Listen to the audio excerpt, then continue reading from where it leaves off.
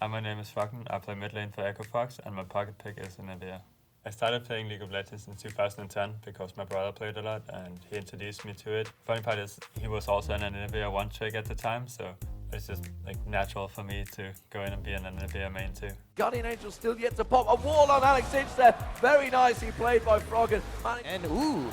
Oh! The Anivia for Froggen. And we're going back in time. Anivia lock in for Froggen. Anivia is mostly strong at just controlling certain areas. Like she's pretty good at defending towers, like playing around sieges, both when she's the one sieging and when the enemy is sieging. It's on top of 4 Drakes. If that's ever in the hands of Cloud9, we'll see this one end quite fast.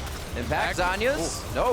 No time. He got popped. In teamfights, she can kind of do everything. She can engage for the team because she can obviously wall immobile targets off, but she's also good at controlling where the enemy team is gonna go. So it's really hard to flank against Anivia because she can just wall off the guy that's flanking and force a 5v4 situation. You see those moves from Froggen?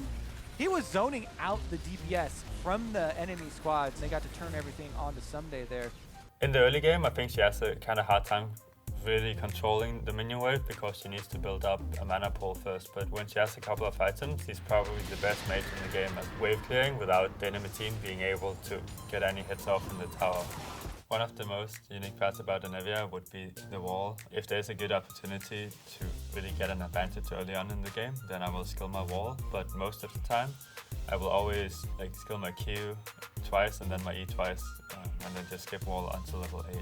You can cancel dashes or jumps if you wall on top of them when they use their dash ability, because Anivia's wall does push them slightly, so you can stop Rek'Sai tunnels, Kha'Zix jumps, Jarvan, EQ combo.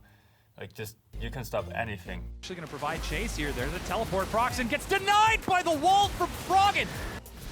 Trying to get some control ward locked down. Ooh, got contract. Sazzle, he's down. If you're chasing someone and you know they have flash up, you don't wall off the entire path, you kind of just wall off some of it, so in case they do flash, you can still run around the wall and keep on chasing.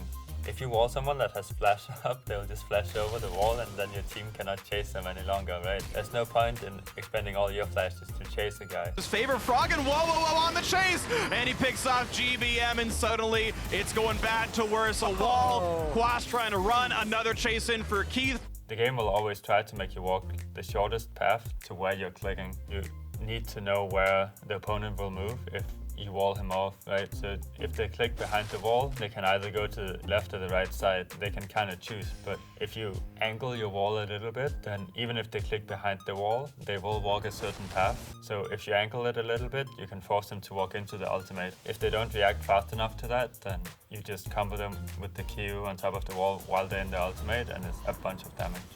For sure, 14-8 on his team. Smoothie going down There you here. go. Who else got Froggen? Yep.